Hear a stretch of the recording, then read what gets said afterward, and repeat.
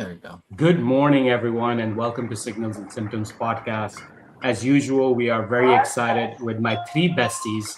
Now we have Dr. Mannering, Dr. Castro, and Mr. Marks. So I'm just going to call them Harvey, Isha, and Ed. And of course, all the three co-hosts are present. Ed is in transit, but as usual, his amazing, reverence to making this a success has been here through while he's traveling. Today, we have a very special guest, Dr. Baston. She's the chief executive officer, CEO of Venile Health, and we're going to talk about this and her journey into what we call true entrepreneurship and understanding everything. Now, as you know, Harvey is a full blown AI. This is not his real face. This is AI that's talking. And me, I'm partly, AI.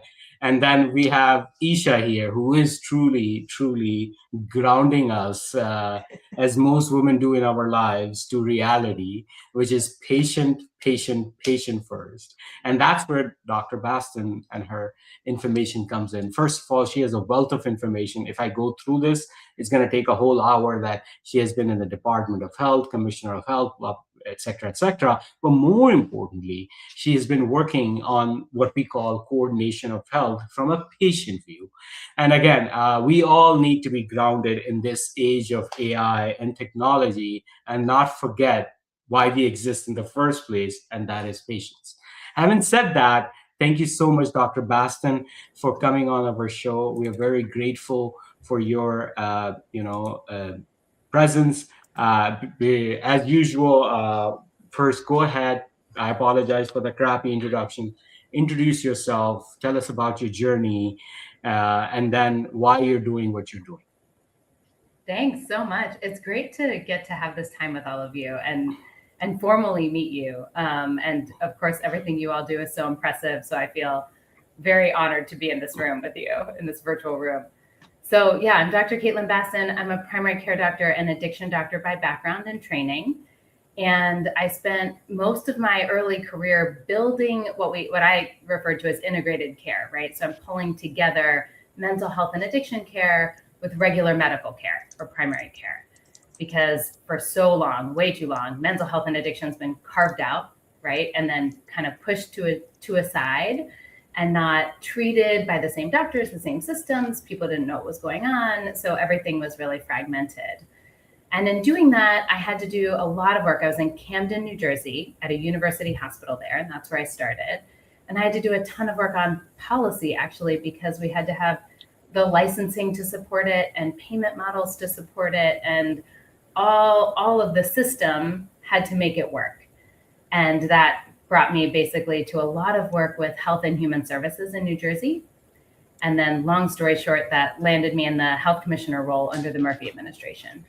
That and a lot of work on maternal mortality and how that interfaces with the work I was doing. And so I got to know the Murphy administration really well, and the First Lady, Tammy Murphy at the time, and all that policy work and trying to fix things made it feel really, really nice to have the opportunity to be the health commissioner for the state, because I could try to fix things from that chair for a little while, kind of write the policies or the regs, fix the regs that I was trying to fix from the outside for a long time. And then after that, the hospital CEO who was running the state public hospital stepped down kind of rapidly. He got another position, and the governor asked me to step in and be interim hospital CEO, which I had planned to transition out of health commissioner to the Vinyl Health team, but had kind of a stint running a hospital in between, which was an incredible privilege. The public hospital in Newark, New Jersey is incredibly, it's got the best academic clinicians, people who are all heart, doing true public hospital, safety net hospital work. And it was an opportunity to kind of go back to a health system, an academic health system, and run it from a different angle and try to fix things from that angle. And then I finally got to come out to the Vinyl Health team and build what I'm building now, which gives me a nimble lens and lets me fully focus on the patient experience. Like, what do patients and their families need when they're getting healthcare? So that's 100% of what I think about all day, every day. And then, of course, as a doctor, in order for it to work for patients, it has to work for us too. So I think about that too. Love it. Love it. Amazing. One of my favorite phrases is it's human plus AI combined. And it's not just any human, is what I say. It's the right human for the right job. So obviously, I love your space already. You're a doctor, you're using technology, and you have this nice niche for public health and for what to do for patients at another level because you're looking at it more global and then you're trying to scale it. So, God, I can't wait to hear more about what you guys are doing. Thanks. Yeah, it's exciting to try to pull all these things together and make the system work better for people because, like you said in the beginning, right, this is why we all went into healthcare. We decided to do this work because we wanted to help people. Oh my gosh, what a cute dog. Sorry, That she was is being a amazing. mess. So I was like, she was trying to get the curtain. Great. Sorry, keep going. Yeah. So basically, what Vinyl Health does is we are a personal health assistant for an individual and their family who's navigating healthcare. Like I said, that's like the one liner. But what does that mean? It means for us that we interpret what's happening in healthcare for people. So we translate it into plain language. So if you're seeing a doctor or you're ingesting your medical records, it's not just a bunch of gobbledygook that is, what our records are. They're so much information. I used to call the EHR like a giant junk drawer, right? My patients would be like, why don't you know that my cardiologist said this? And I would say, let's look at it together. I'm sure it's in here. We're just going to have to go through some of these notes and find where it's buried in this record, right? And certainly AI and other tools are getting better at surfacing that information, but not great, and not great at doing it for patients. And so that's step one. We interpret what's happening and put it in plain language and help people understand it. Then step two is we organize it in a way that helps them keep track of what they need to do or what they want to do. And it's a mix of their personal goals and things they want their providers to know about themselves and things that their providers are recommending for them to do to take care of themselves. And so it's both this management tool and care management. And then people don't go through healthcare alone. And so we allow them to loop in their community at different levels so that they can get the help they need. And by doing that, we hopefully will deduplicate a lot of efforts that everyone else on the outside is trying to do when we're trying to care manage people without keeping the people in the loop as part of that plan. Amazing.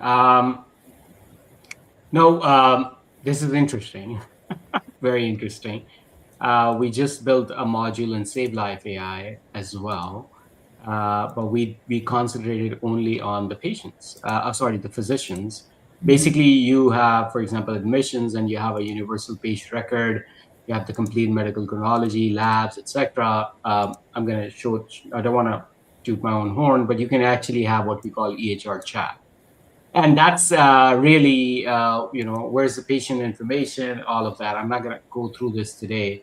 But now let's talk about the core thing that you're building. And then, of course, I have a lot of conversations about policies, procedures, data silos, all of that, etc. So first and foremost, let's just start with Isha, and then you guys can discuss because she's a pediatrician, and now your platform where the client, or that's the word which is a bad word, but anyways, patient is not talking to you, and how does that coordinate and how does that help? Because that is, I believe, the most important, because mothers are gonna kill you when the mom comes in and how do you not know about this? And you're so right. And it just like I can't, like, stupid Epic is not syncing. I'm just saying, no offense to Epic either, because there's data silos that they have to deal with too. But what I'm saying is that, Isha, why don't you format the question much better than I would?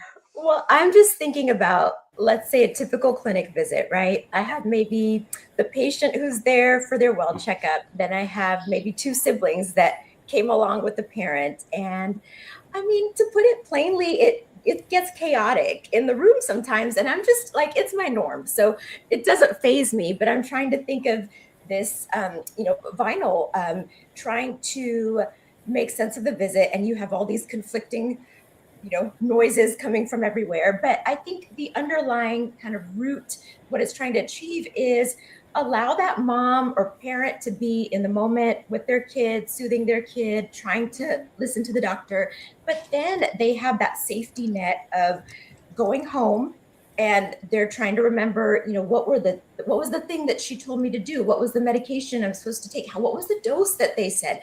These are the things that I would often have to kind of type into the patient notes so that the patient could access it on, the portal system. But to have that already documented, I think it does, consider the clinician there. I guess, one of the questions that I have is one, am I correct in kind of my assessment of, what I think we're trying to achieve? And two, does it stay consistent with what the care, the provider is actually recommending? Is there like a safety check in place to make sure that what I am intending to say gets across? Because we all know as physicians, medicine is nuanced, and that's the art of it. And that's one of the things we love about it. And that's what I think is so interesting in these conversations, because now, we take this nuanced art of medicine and translate it into something that not only follows the standard of care, but serves our patients and allows them to actually go home with a solid understanding of what we said. I have been the patient in the room too on that end. And I'm shocked as a physician. I go home sometimes and I'm like, what exactly, like what order am I supposed to do this in? So I love the concept, and I just would love to hear more thoughts on that. It's an amazing question. I love talking to doctors about this because it's exactly, you're thinking exactly the way I think about it, which is, number one, you're right. So a mom's in here, 3 kids, they have 3 things to keep. I'm a family doctor, so I feel you, right? They like multiple kids. We love chaos. Grandma and a kid at the same time, right? It's so delightful. But that's a lot to keep straight in your brain. And even when you're taking care of just yourself, less than half of what a doctor says in a visit is remembered. And so if you're a doctor like I am in primary care, or you're trying to make sure people understand, I did a lot of that closed loop communication at the end, right? All right, now you, mom, tell me what you heard. And we try our best to do that, but are we going to recap the whole visit? Are we going to get everything? Even if she says it right then, is she going to remember when she goes home? It's really tricky. And then of course we're trying to type everything up in the after visit summary. We have our note, and then we're trying to give them instructions or pull in instructions. And is that giving them everything we said?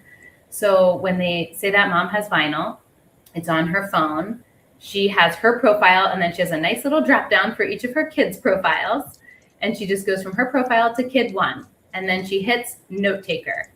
And then she's like, okay, doc, I've got the note taker going. Let's go. And then you do the visit. She can be present. She can calm her crying baby while she's trying to listen to what you're saying about her other kid. And it takes the notes for her. And then at the end of that, what it gives her is a summary and the to-dos. Now, what you asked, which I think is so smart, is something that we talk about all the time. There are 2 things we want. We want the patient in the loop, and we want them to truly understand, is this, like, what did I have to do when I got home? Okay, now I don't have to try to remember or furiously take notes in a visit. It's all here. And then we want the provider in the loop. And so it's totally up to you as a provider. You can be like, look, it's your note taker. I want nothing to do with this. Or you can be involved, like you said, and say, all right, great, let's look at it together. So at the end of the visit, all of these things pop up. And if you want, there are 2 ways we can do this. You can just scan a QR code, see it all, and edit things that you're like, yeah, that was almost right, but I'm going to change this for you, and copy and paste it into your ABS. Or we can do an integration with your clinic so it auto-populates in your ABS. And then as it pops up, you change anything and it goes in your ABS and it goes home with the patient. You can do that like as you finalize your notes, basically. Yep. That's it. It's all there. And your ABS would be pre-populated for you, or worst case scenario, you're copy and pasting in it. So it's one less thing for you to think about or document. Now, let me talk about one other tiny thing that I think it's a small detail, big impact. One of the things that happens when you use AI note takers, right? I'm a doctor, so I use those all the time. Like, I want to make eye contact with you. I want to turn my computer. We want to talk about it together, and I don't want to be typing. What that is picking up for us as doctors, right, is it's filling in our clinical note. It's filling in our SOAP note or our OPSO note. It's putting in all the details we need for billing, the details we need for documentation because of compliance. It's doing a little bit of communicating to other providers and a little bit of communicating to the patient, but like it has all these primary purposes, right? It has to meet compliance. There's a lot that happens in a visit that we do for patients that is education, that is explaining things. There was a visit we captured recently where somebody was seeing a pulmonologist who had really bad asthma. And that pulmonologist spent a bunch of time explaining to the patient what was happening in their lungs with their asthma and why they wanted to use their inhalers a certain way, or why they wanted them to do certain things in cold weather or when they're running or in allergy season. They did all this education. That's nowhere in the clinical note. That's not going to be in Epic when you're done. Our app has a whole education section. And so the top line would say, your provider explained what's happening in your lungs with asthma. And then when you click on it, it has a summary of all that education that patient gets to go home with. And let's say it's a mom who took their kid in for that visit, but the dad was working that day, or maybe the parents are separated. That mom can share that dad's already looped into that record, and they can read all the same things. Yeah, I love that. I'm just imagining like some of the non-medical family members that I know that, are trying to call me and I'm like, hey, how was your cardiologist appointment? How was your specialist appointment? And they're trying to explain what was told to them. And I'm like, okay, but did you really, because I remember like so many times in clinic, just putting a lot of energy into trying to explain something in a way that made sense, and it makes sense at the time, but to be able to refer to it is great. And what I'm hearing is when it's integrated into your EHR in clinic, it functions as a scribe as well as a tool for that family that gives them the education and kind of the follow through for what was discussed. Exactly. And one of the beauties of what we can do is, say your clinic, you're already using a note taker. The doctor's using an ambient note taker, right? Mm-hmm. We can just connect. So we can ingest the same transcript that you're using for your note, but make a note for the patient. Mm-hmm. And so then it's the same information in the background doing two things.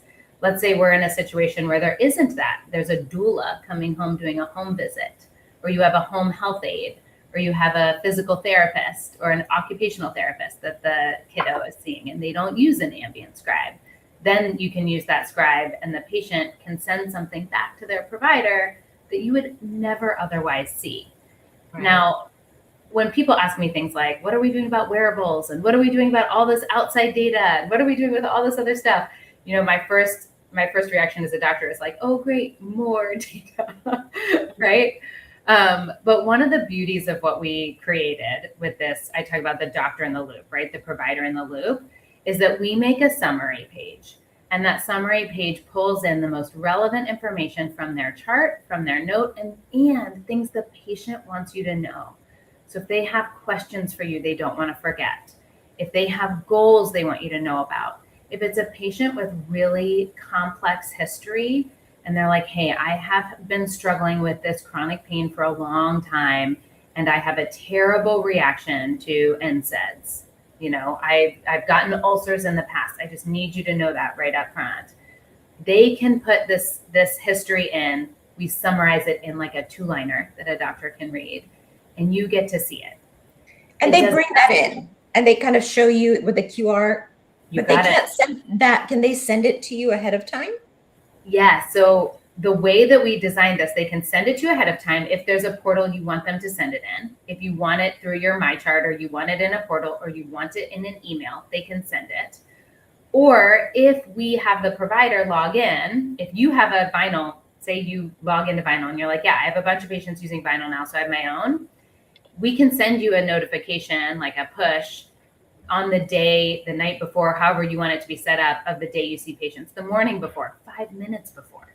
If you're like, I just want this to come through so that I look at it, read it really quick, that's how I would do it, by the way. Just like, I wasn't a night before. I was like, let me just take a minute and ground, learn what I need to know about this person I'm about to walk into the room for. So that's what I want, right? Some people, I have a friend who's an endocrinologist, God bless him, who spends hours every night before going through every patient he's going to see the next day, right? We all do it differently.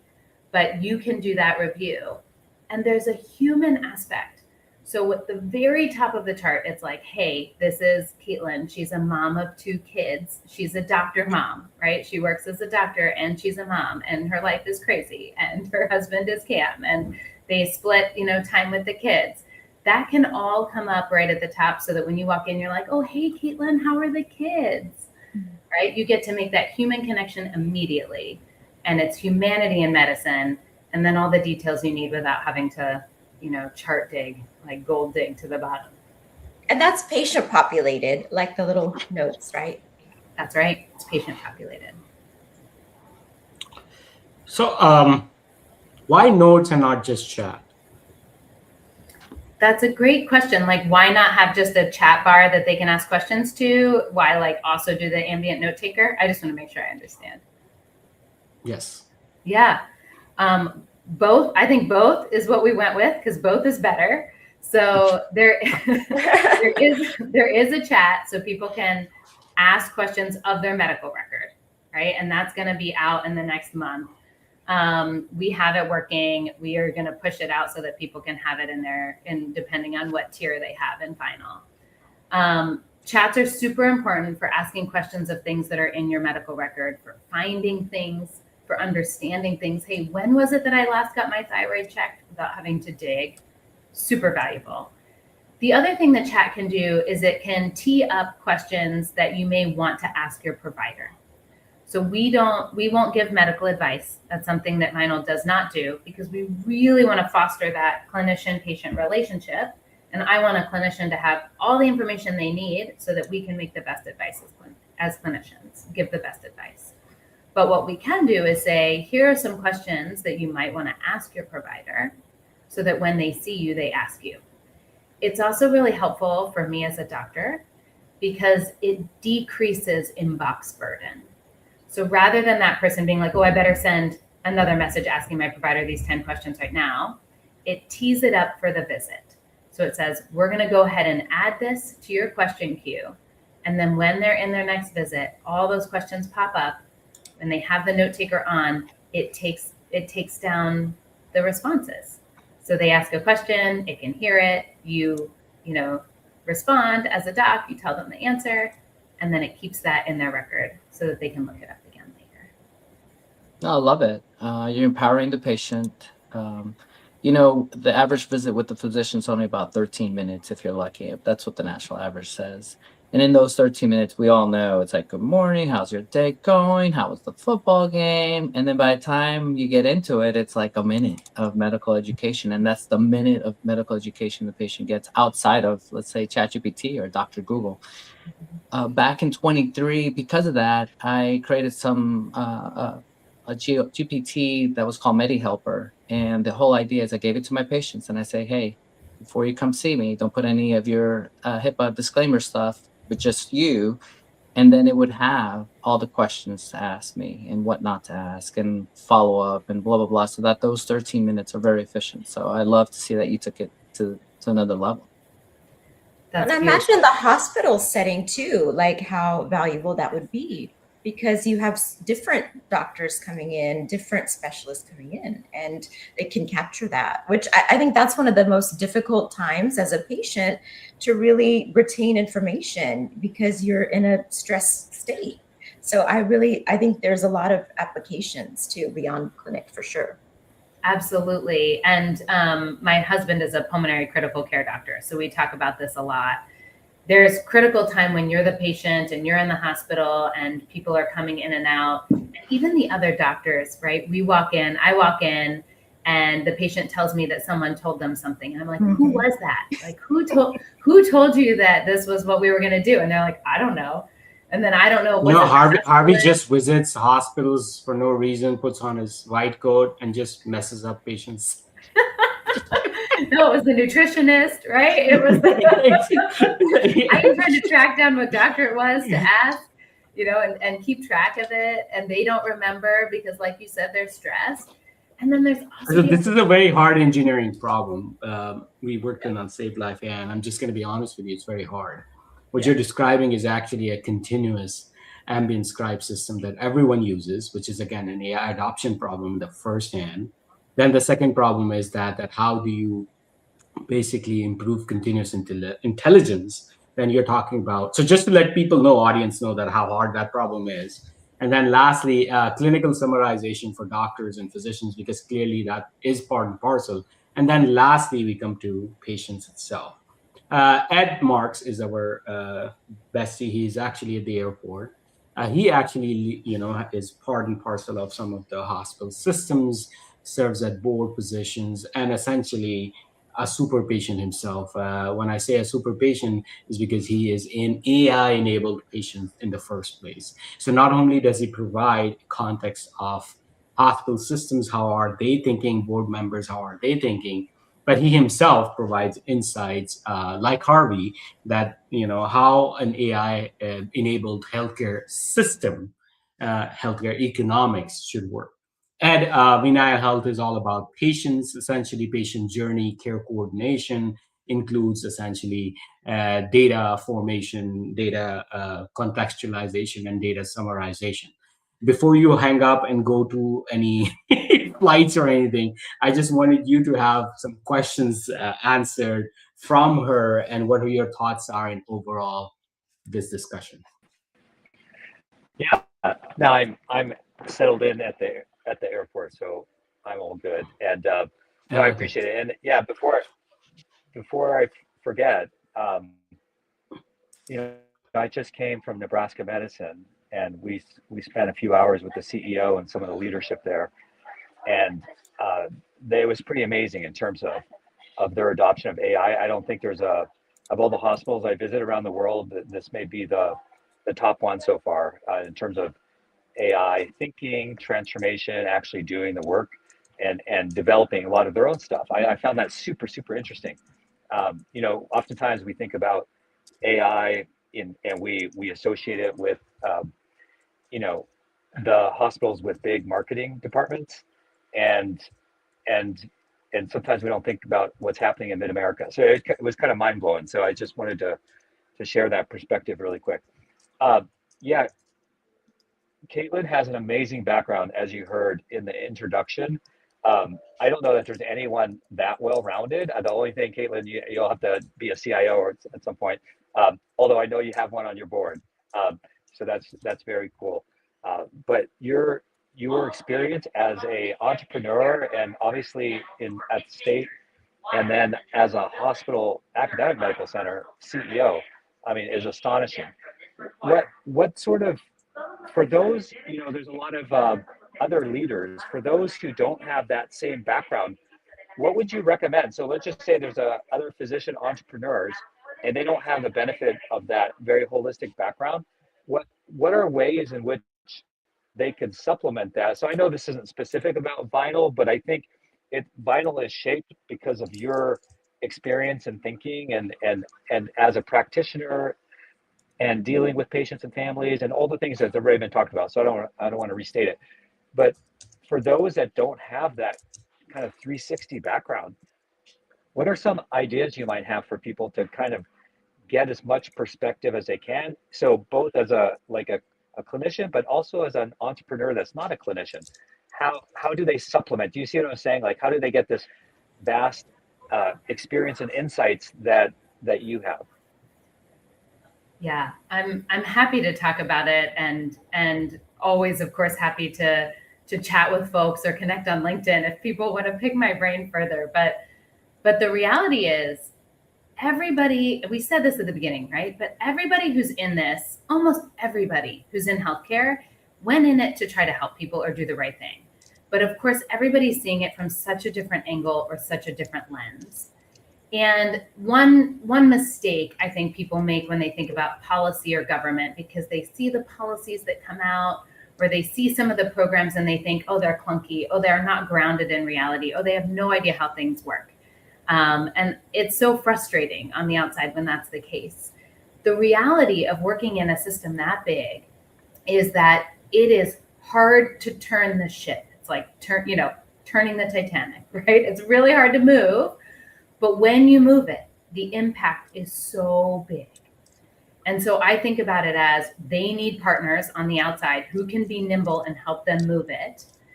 and we have to partner together and pilot and try things. And then the government is really good for scaling those things. So once you know how they work and what works and why it works, and here are the numbers that show this is how this works, then we move it fully into a process and give it to a whole group of people, and then the impact can be enormous. And just know that the people inside often do know what would work better, but it's getting it to change that is the hard part, and getting all the buy-in that's hard. They're on your side. They also want it to work better. So if you go in and say, oh, you must not care about X, that's not almost ever the case. They care deeply, and they also want it to work better. So go in with solutions. And the other thing I would say is that there is so much, part of what really drove me to create Vinyl, there is so much duplication in the system. And I'll tell you, the big one we're trying to solve is care management, right? Providers have care managers or navigators in their offices or at the system level or in population health. Payers have care managers or navigators that are trying to help complex patients or patients that, you know, have really high healthcare utilization, you know, direct that.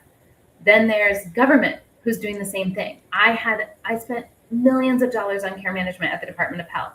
Then Human Services is spending all that money. Then the payers themselves trying to partner with Human Services are duplicating efforts. Then there's pharma who might be reaching out to people. I mean, everybody's doing the same thing. And none of those care managers communicate with each other. And the only way to make that work is to have the patient be the one in the center. So if you're a provider and you're saying, hey, patient, I want you to do X, you know, get this lab done. And that person doesn't have a ride. And this keeps happening and they never get this lab done and they keep ending up in the ER, right? Then maybe your population health is reaching out to them. Maybe the payer is reaching out to them.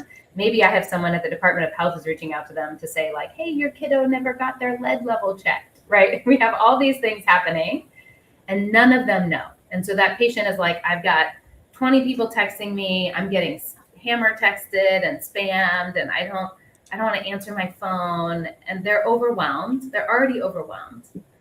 But if the patient can say, hey, this is what I need a ride. And let's say in Vinyl, they say, I need a ride.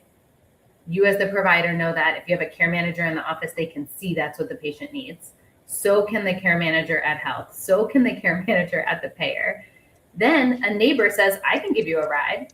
And the patient's like, great, thanks, neighbor. Then that ride's taken care of. Number one, not are we all hammer texting that patient. Number two, we're not even spending taxpayer dollars to get that patient to the lab because their neighbor can take them. It's like the most beautiful way to save money by also letting the patient be empowered and ask for what they need.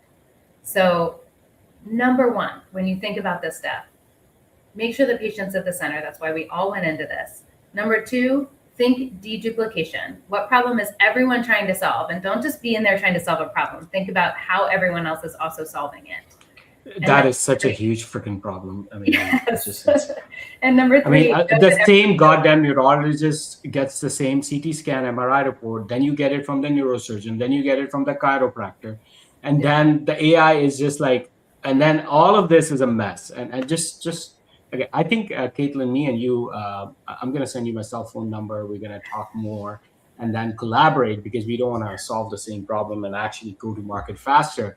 But you're so right. I mean, I just want to make sure that the audiences understand this because then there are 16 different channels. Direct secure share via email, which sometimes sends an XML file, sometimes sends a PDF file. And then there is, of course, freaking effects in this day and age because we don't know how to use, digital technologies. 70% of data is still transferred in medical through e-faxes. Mm-hmm. Are you kidding me? Yeah. And everyone talks about HIPAA, like as if that is going to solve like the privacy issues, while everyone is sending crap material through unsecured channels. Again, I apologize for my rant, Dr. Baston, but anyways, I just wanted audiences to really understand what the shit is happening in healthcare. And that's why Edward is actually moving to Turkey because he wants to get some hair plugs and free healthcare for now. I'm just kidding. Yeah. Anyways, go So ahead. Sorry. No, it's brilliant. And it's so right to kind of point back to these things that are so frustrating for patients. You know, my patients always say, what we say is, you know, we don't want you to have to feel like a broken record anymore, right? Everywhere you go, you're repeating the same thing. You're resending the same things. You're trying to share. How many times does your provider say like, oh yeah, well, we're just going to redo that x-ray because we don't have the actual image unless you can get a CD of your x-ray and bring it into my office. Like, is this really where we are? We just repeat things, and it's not a good experience for patients, and it's not a good experience for providers either. We duplicate so much. When I was health commissioner, I got to go to Taiwan and visit a lot of the health ministry there, and many of the officials, the government officials who had created their health system. It's one of the best health systems in the world, in my opinion. It does not have access problems. You can get in very quickly, same day. I went to a community provider and I was like, so what is the wait like to get a new primary care, appointment? And they were like, what do you mean? Like an hour? And I was like, you mean same day, always same day? They're like, of course. Why wouldn't we see someone who comes in? Mm-hmm. No wait. That's not how they do things. And everyone has insurance, and when you have your insurance, you have a card, and the provider can pop it into their computer, and all your health history comes up. Now it's a mix of private and public providers. You can see an acupuncturist, you can see your private specialist, or you can go to the public system, and people don't have access issues. They live on average 10 years longer than we do from a life expectancy perspective, and it costs a third of what US healthcare costs. Mm-hmm. So the answers are in the world, right? And vinyl doesn't solve all those problems, right? We can talk about access. I'd love to. I love talking about that problem. We aren't necessarily fixing universal healthcare, but we are fixing universal record. We are a way that somebody, just like that card, can walk in and the provider can get the information they need in a second from outside in, from that acupuncturist, from your chiropractor, from your doula, from whoever, and from your big epic systems all together. And if we work together on this deduplication effort, we absolutely will be where you're talking about being, where we stop faxing things. Correct. And that the whole problem of requests of information, ROF, interestingly, I mean, chiropractors and acupuncturists and everyone sends information much faster as compared to hospitalists. Just to let you know, another big, the turnaround time to get a complete record information is now 6 weeks. It costs about $1,000 to $1,200 per complete patient record, at least. That's the lowest. Actually, it can go up to $3,000 in terms of manual labor. And of course, AI is going to change for us. We are actually doing this as a medical chronology for mainly personal injury cases. But those are different niches. And then I love it that Dr. Baston and Vinyl Health is doing it for the patients, because that's the core thing, right? There's a different way of business proposition of bringing these technologies forward. But as I said, would love to work with you directly as well, the Vinyl Health team. But more importantly, bringing these technologies to patients is extremely, extremely important. Have you thought about connecting it with Google Health and Apple Watch and those services as well? In short, moving from what we use internally is MedTech, which is Epic and all your medical records, to wellness, and which is where Harvey comes in, and he becomes every week more younger, which is insane. So, and more handsome, which is kind of odd.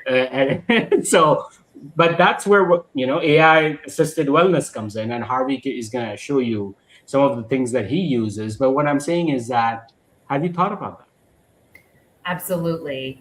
As a primary care doctor, I love talking about wellness and keeping people well and keeping people healthy and moving away from a sick care system, right? All of this is stuff that made me go into population health and made me want to be a health commissioner and made me want people to know, hey, these are things that you do on a daily basis that provide longevity, that make people feel better, that make you live your best life, as I used to say to patients, right? Or to people in the general public in New Jersey. That's my goal. I want everyone to live their best lives. And yeah, Harvey, I also want to look as young as you as I keep getting older. Well, So- let me just tell you 2 seconds. So what I did is I combined my genetics, my wearables, my EMR, and then obviously we're all doctors, and I put it all together into a database. And then I'm in the process of connecting it to this little guy, and then I can talk to it and be like, hey, what was my HRV last night? Or hey, how am I trending? And then it'll be like, oh, by the way, XYZ. And then the geeky side of me, I created an AI agent that scrapes clinical trial information on longevity, health span, and best practices.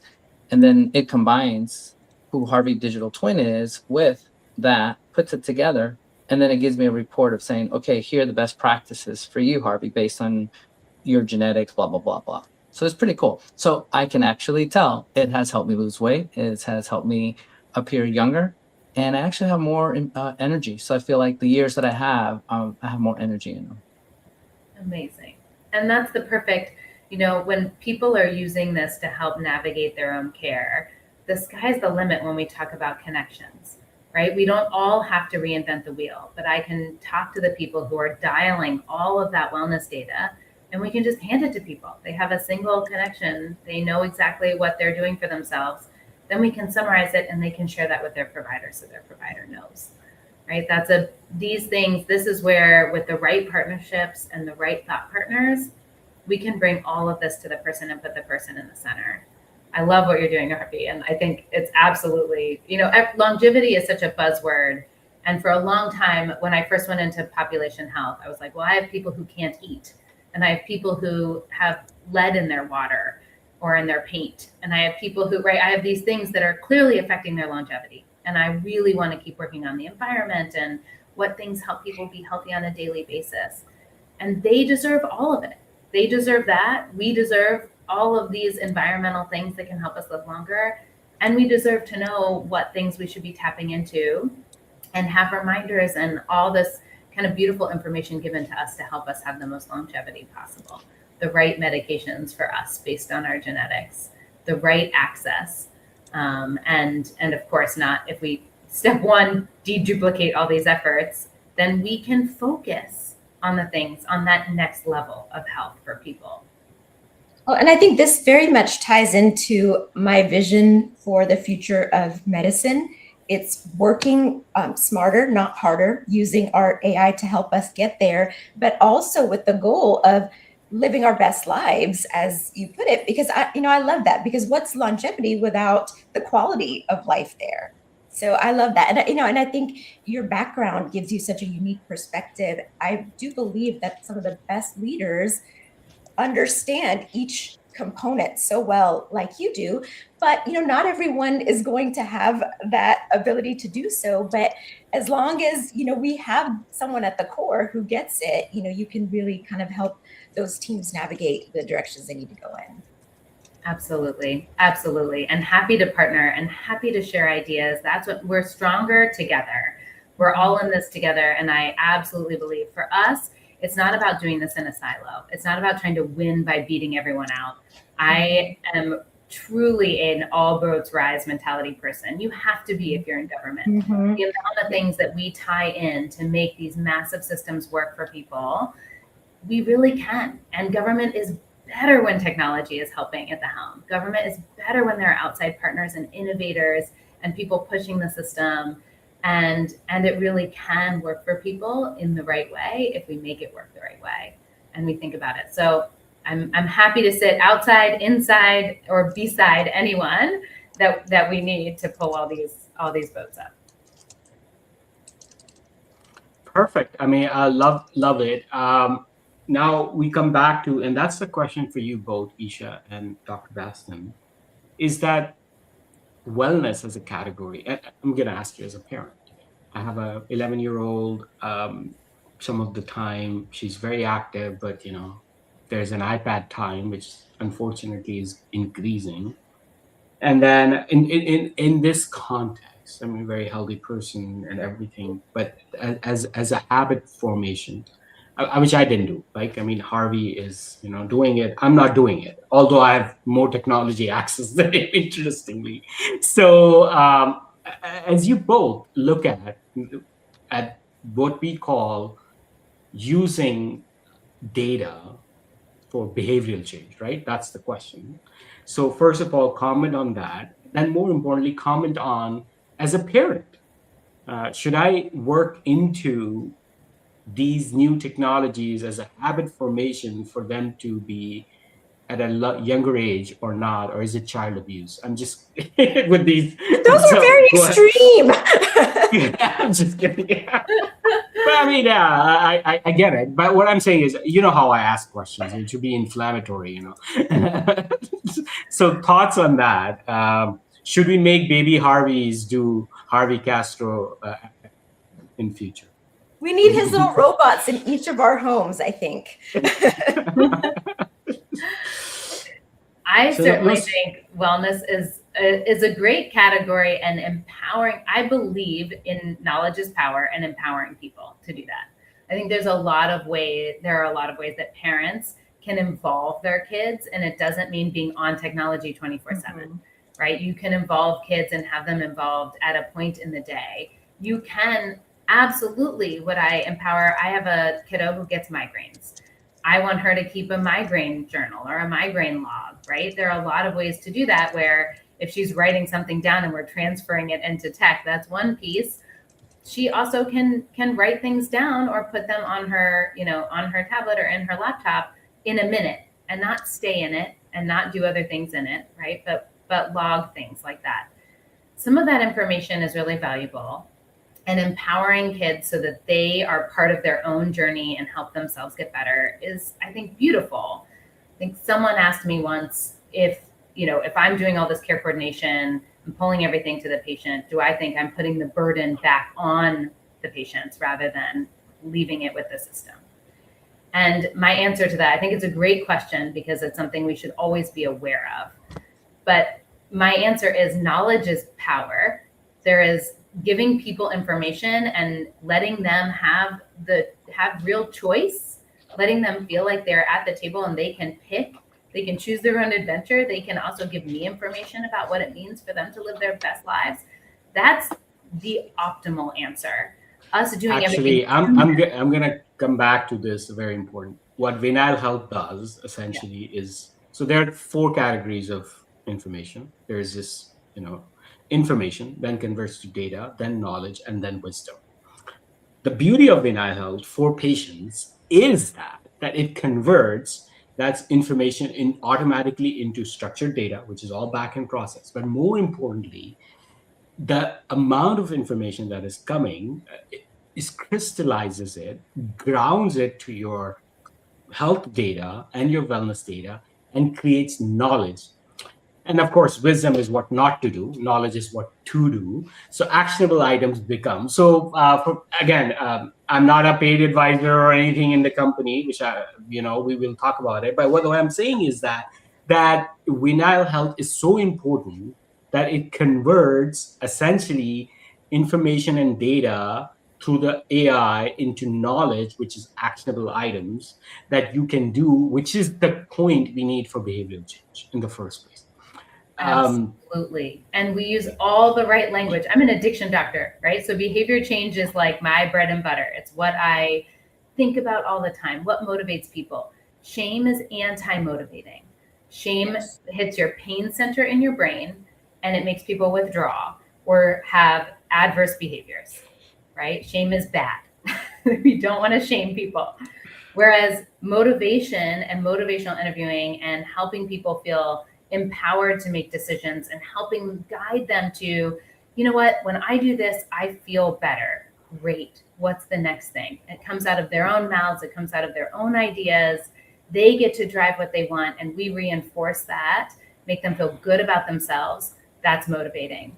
And so we use all of those same tenets, and exactly like you're saying, if we distill this information, they understand it, then we motivate them with their own internal motivators, right? The things that motivate us as individuals, that's what does it. My kid doesn't want to not get migraines because she's grumpy. She wants to not get migraines because she wants to play on the playground, right? The things that motivate her might be different than the things that motivate me as her mom. I'm like, man, is she grumpy, But And shame is a barrier to Yes. communication with your provider. So I think having a way to track that and kind of like, have it be a more internal process, but something that you can then give to your doctor as actionable data, I think that's very valuable. And to go back to the question of, what do we need to be doing with our kids? So without getting on my soapbox too much, because I would easily take up the rest of the time talking about technology and childhood, but do we need to get our kids used to using the tech? Not necessarily. We have to be very careful with a developing brain. It's different than an adult brain. And we're living at a time where it's just coming at them from everywhere. My kids' school, actually, I was very happy to hear this. They backed off on tech in the classroom this year. And I think a lot of schools are adopting that because we're having more data come out on how it impacts our children. But the concept of empowering kids to be aware of their health and wellness, to be taking action towards improving how they feel and having an awareness and understanding of how their body functions, what makes it feel the best, how well are we sleeping, what kind of, foods are we eating and how does that make us feel? And, kind of taking ownership of that at a young age, I think is so important.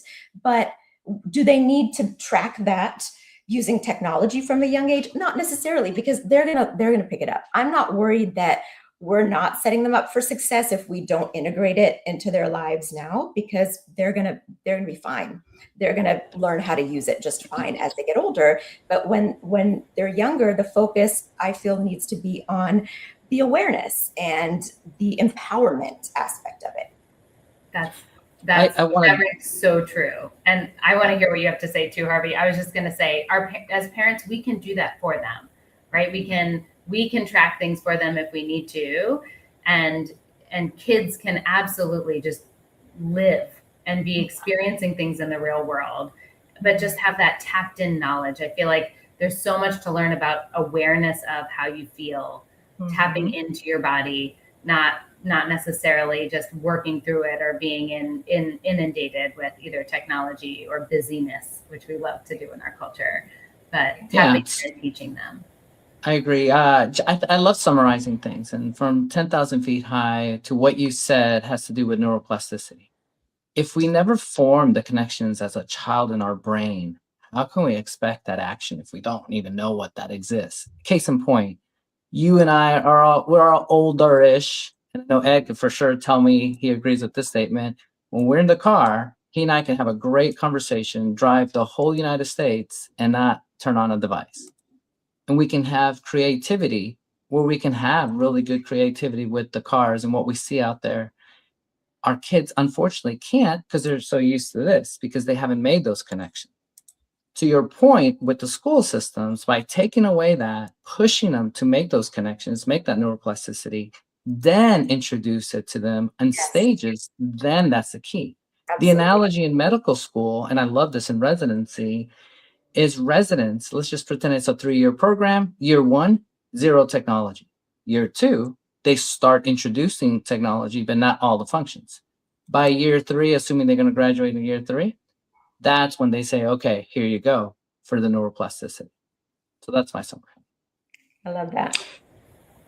So I'm gonna Ed, do you have anyone has any questions? Because I'm gonna ask the last one and then we're gonna call it quits. That's gonna be a hard one, Dr. Bass.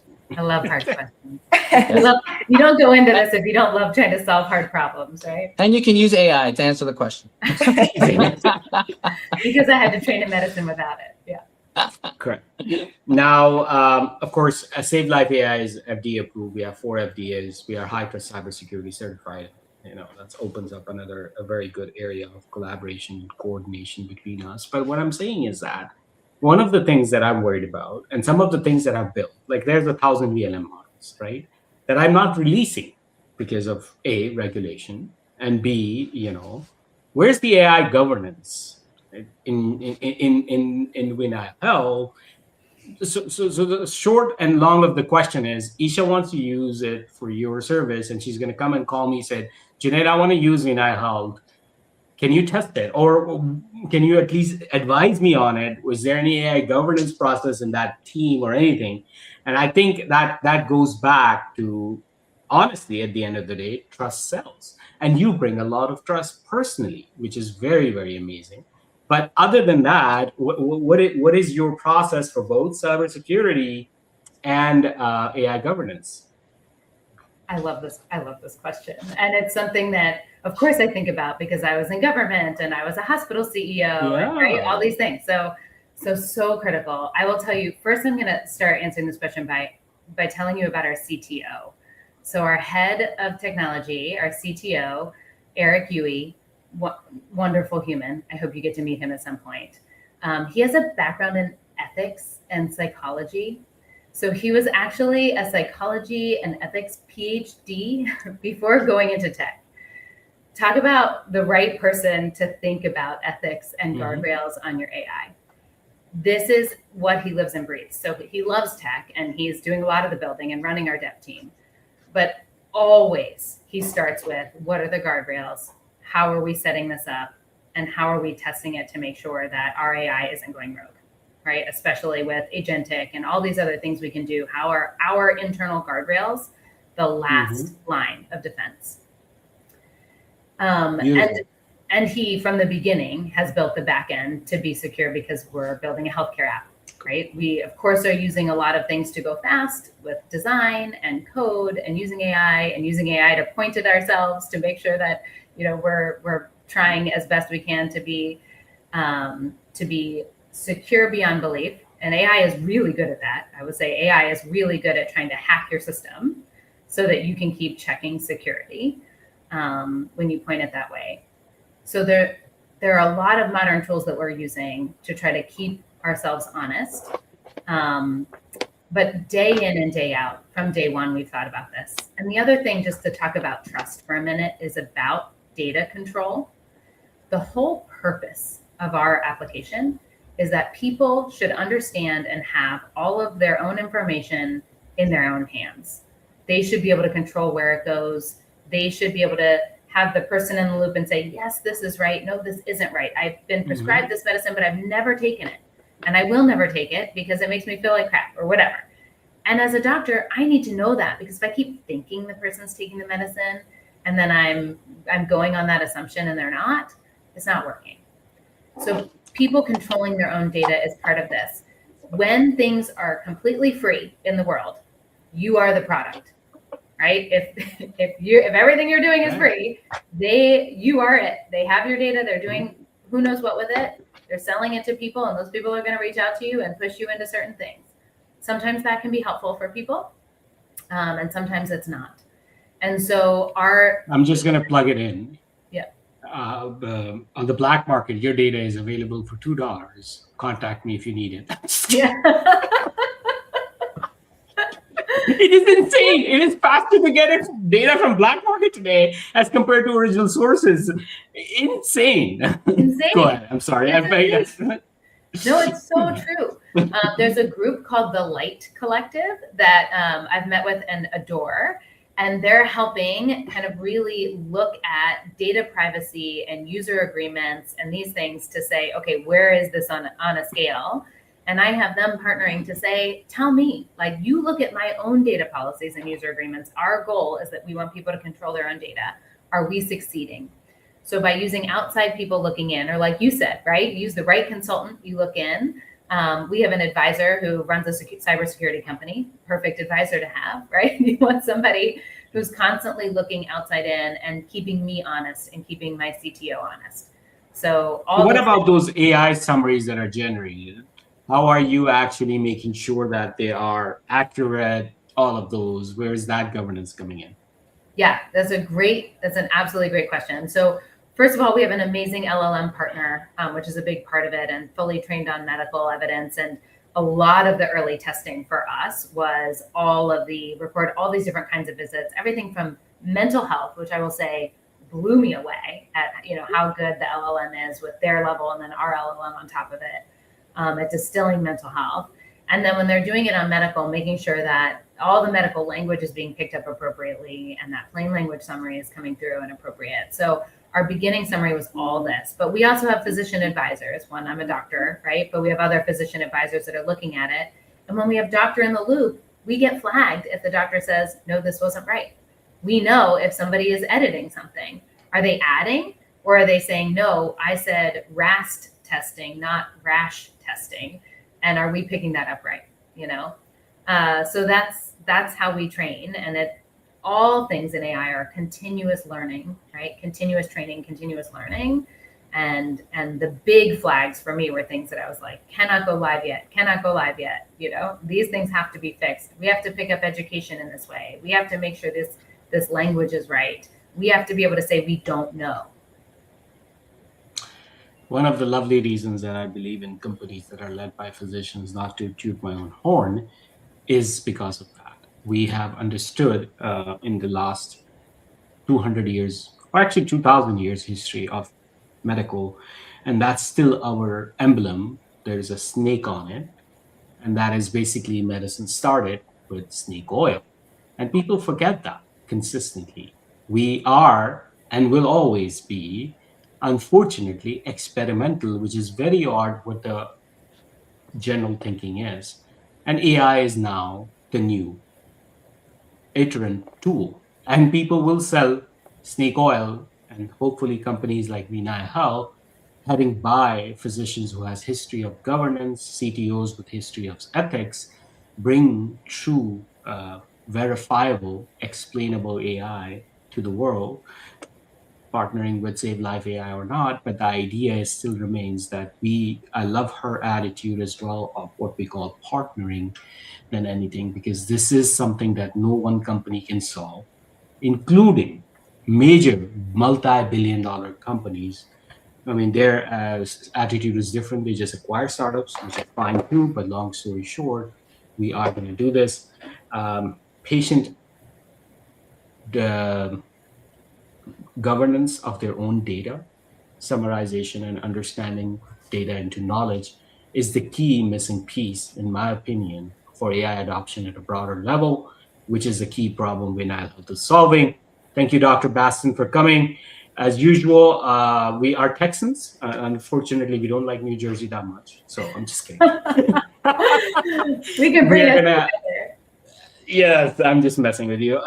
We are all in Texas, by the way. Ed, Harvey, Isha. Whenever you are, please come to us. Harvey brings some great Spanish food to the table. I bring some amazing Pakistani Indian food to the table. So we're going to have some fun, and would love to meet your CDO and other people with the team online, so we can chart a process, or at least just transfer of knowledge. Thank you, everyone who was joining live. I'm extremely grateful for your presence. We'll see you next week. Thank you. Thanks, everyone. Thank you. And Doc, don't